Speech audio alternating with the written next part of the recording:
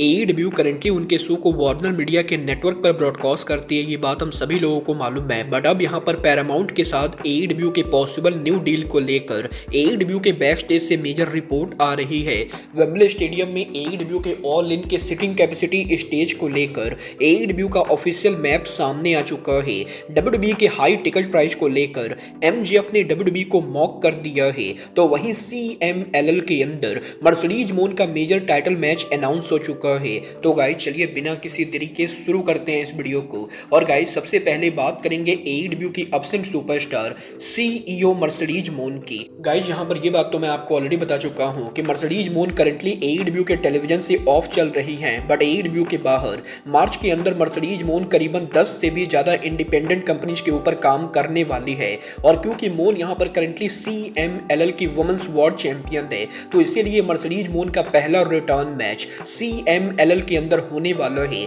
और अगर आप लोग एलीट मेनिया को रेगुलर फॉलो करते हो तो आपको पता होगा कि कुछ दिनों पहले मैंने आपको ये बताया था कि मर्सिडीज मोन के टाइटल मैच के लिए सीएमएलएल के लिए नंबर 1 कंटेंडरशिप टूर्नामेंट हुआ था, जिस टूर्नामेंट के अंदर ओलंपिया और परसेफनी यहां पर फाइनल के ऊपर पहुंची थी। और ओलंपिया और परसेफनी के बीच में last week number 1 contender match के अंदर परसेफनी के ओलंपिया को बीट करने के बाद अब वो यहां पर मोन के टाइटल के नंबर 1 कंटेंडर है। और सीएमएलएल ने ऑफिशियली ये अनाउंस कर दिया है कि 6 मार्च को मर्सिडीज मोन के पहले रिटर्न मैच के अंदर वो यहां पर अरीना मैक्सिको को मेन इवेंट करेंगे। और मोन की चैलेंजर और कोई नहीं बल्कि परसेफनी होने वाली है। और हमें यहां पर 6 मार्च के ऊपर मर्सिडीज मोन और परसेफनी के बीच में सीएमएलएल का वुमेन चैंपियनशिप देखने को मिलेगा। बल देखना दिलचस्प होगा कि क्या यहां पर परसेफनी अरीना मैक्सिको के अंदर मोन को हराकर चैंपियन बन पाती है या नहीं। और इंटरेस्टिंग पार्ट ये है कि मर्सिडीज मोन और परसेफनी का ये जो मैच होने वाला है, ये मैच यहां पर सीएमएलएल के ऑल वुमेन शो के ऊपर होगा, क्योंकि 6 मार्च को सीएमएलएल का ये जो शो होने वाला है इसके ऊपर सिर्फ यहां पर फीमेल रेसलर काम करेंगे।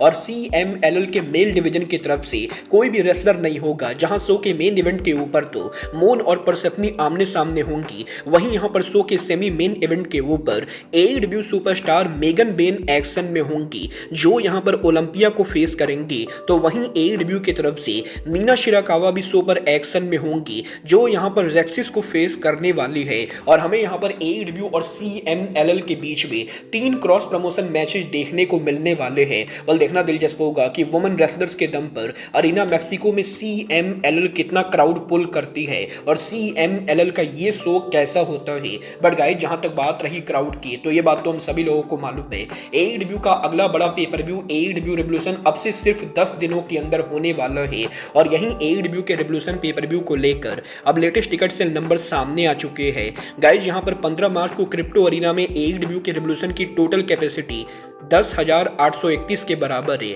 जहां पर 10,831 टिकट में से एईडब्ल्यू कंपनी ने 9780 टिकट सोल्ड आउट कर दिए हैं। और एईडब्ल्यू के 9780 टिकट सोल्ड आउट करने के बाद कंपनी को अब भी करीबन 1000 टिकट सोल्ड आउट करना बाकी है, जो कि आने वाले 10 दिनों में एईडब्ल्यू डेफिनेटली करने वाली है। और वैसे तो यहां पर पहले ये लग रहा था कि रिवॉल्यूशन की फाइनल अटेंडेंस पॉसिबली यहां पर 12,000 से 13,000 होगी, बट अब ये लग रहा है कि शो की फाइनल अटेंडेंस करीबन 11,000 से 11,500 के बीच में होने वाली है, जो यहाँ पर लास्ट ईयर के मुकाबले डेफिनेटली ज्यादा होगी। वेल ये तो बात ही रिवॉल्यूशन के टिकट सेल की। बट गाइस चलिए फिलहाल आगे बढ़ते और बात करते हैं एईडब्ल्यू के साल के biggest pay per view AEW all in Wembley stadium की। गाइस यहाँ पर ये बात तो हम सभी लोगों को मालूम है, लास्ट ईयर एईडब्ल्यू के यूएसए में पहले ऑल इन पेपर व्यू के बाद इस साल एईडब्ल्यू कंपनी एक बार फिर से वेम्बले स्टेडियम में ऑल इन करेगी। और अब से यहाँ पर मात्र 10 दिनों के अंदर एईडब्ल्यू के ऑल इन के टिकट सेल को स्टार्ट किया जाने वाला है, जहां पर 16 मार्च से ऑफिशियली एईडब्ल्यू कंपनी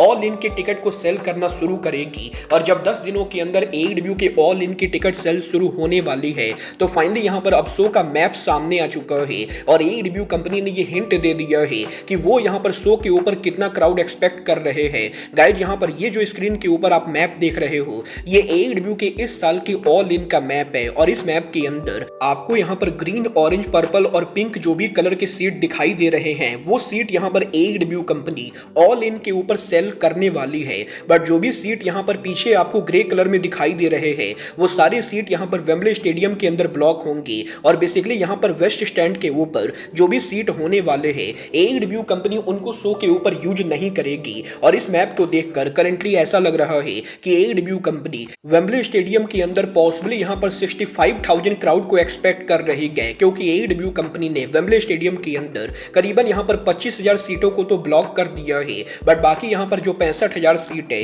AEW के मैप के ऊपर वो यहाँ पर दिखाई दे रहे हैं। और अब ये देखना दिलचस्प होगा कि करंट मैप के हिसाब से AEW कंपनी ने जब 65,000 सीट को शो के ऊपर ओपन रखा है तो AEW कंपनी इन 65,000 टिकट में से कितने टिकट सेल करती है। और AEW कंपनी के प्री सेल के ओवर होने के बाद जब यहाँ पर जनरल टिकट सेल स्टार्ट होती है तो इस मैप के अंदर करंटली जो सीट दिखाई दे रहे हैं उन सीट्स को सोल्ड किया जाता है या AEW कंपनी कुछ और सीट को मैप से हटाकर सीटिंग कैपेसिटी को और रिड्यूस करती है। वेल आपको क्या लगता है वेम्बले स्टेडियम में AEW 60,000 प्लस क्राउड पुल कर पाएगी या नहीं? आप लोग मुझे कमेंट करके बताइए। बट गाइस जहां तक बात रही क्राउड पुल करने की तो ये बात तो हम सभी लोगों को मालूम है WWE और TKO के कंटिन्यूअसली टिकट प्राइस को रेज करने के बाद भी WWE के हर PLE के ऊपर कंपनी यहां पर ऑल टाइम रिकॉर्ड बना रही है और कंटिन्यूअसली टिकट प्राइस के बढ़ने के बाद भी WWE के शो के ऊपर अटेंडेंस रिकॉर्ड बन रहे हैं। और यही यूनाइटेड सेंटर में WWE के न्यू रिकॉर्ड बनाने के बाद अब इस हफ्ते यहां पर AEW के वर्ल्ड चैंपियन MJF के इंटरव्यू के अंदर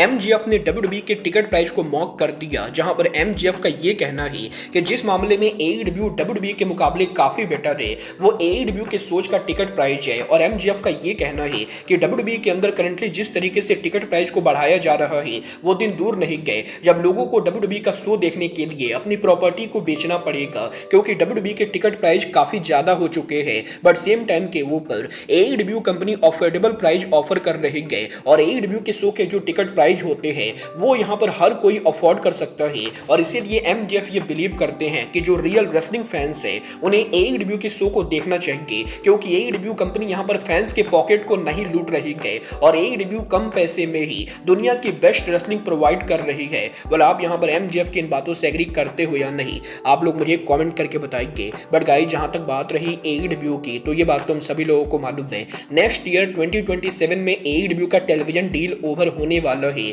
और अब जबकि पैरामाउंट यहाँ पर वार्नर मीडिया को बाई कर रही है तो सबके मन में ये सवाल है कि पैरामाउंट के WBD को बाई करने के बाद ये पूरा सिनेरियो AEW के ऊपर क्या इंपैक्ट डालेगा और क्या यहाँ पर पैरामाउंट 2027 के एंडिंग पर AEW कंपनी को न्यू डील ऑफर करेगी या नहीं। गाइज यहाँ पर WON का ये क्लेम करना है कि करेंटली यहाँ पर AEW के बैक स्टेज के ऊपर कंपनी के हायर एग्जीक्यूटिव इस चीज को लेकर बिल्कुल भी बॉदर नहीं कर रहे हैं कि पैरामाउंट के WBD को बाई करने के बाद उनके टीवी डील का क्या होगा, क्योंकि कंपनी में काफी सारे लोग ये बिलीव करते हैं कि नेटफ्लिक्स के मुकाबले पैरामाउंट का वार्नर मीडिया को बाई करना इनडायरेक्टली AEW कंपनी के लिए ज्यादा प्रॉफिटेबल है। क्योंकि अगर यहाँ पर नेटफ्लिक्स WBD को बाई करती तो इस चीज के हाई चांसेस थे कि नेटफ्लिक्स यहाँ पर AEW को डील नहीं देती, क्योंकि नेटफ्लिक्स ऑलरेडी यहाँ पर WWE के साथ कॉन्ट्रैक्ट के अंदर है। और नेटफ्लिक्स जब यहाँ पर ऑलरेडी नंबर 1 प्रमोशन को रन कर रही है तो नेटफ्लिक्स यहाँ पर नंबर 2 प्रमोशन को सेम नेटवर्क के ऊपर डेफिनेटली डील ऑफर नहीं करती। बट अब जबकि पैरामाउंट यहाँ पर WBD को बाई कर रही है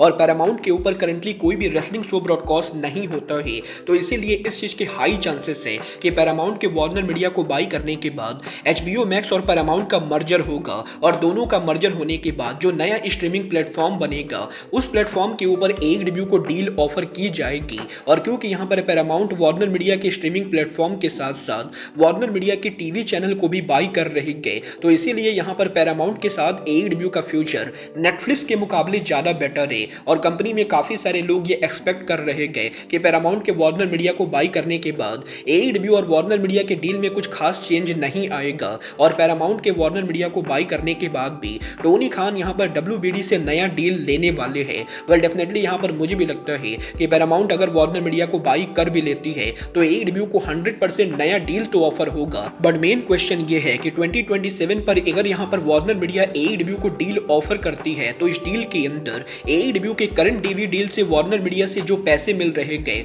वार्नर मीडिया उसके के मुकाबले ज़्यादा पैसे ऑफर करेगी या वार्नर मीडिया सेम अमाउंट के ऊपर न्यू कॉन्ट्रैक्ट को साइन करने की कोशिश करती है, मतलब ये आने वाला टाइम बताएगा कि एडब्ल्यू कंपनी को वार्नर मीडिया 2027 के एंडिंग पर कितना वैल्यू देती है और क्या यहाँ पर वार्नर मीडिया से टोनी खान को 185 मिलियन से ज़्यादा का ऑफर मिलता है या नहीं। बट गाइज अब आज के इस वीडियो में बस इतना ही। मैं मिलता हूँ आपसे अपने अगले वीडियो में। बट गाइज तब तक के लिए goodbye, good night and bye.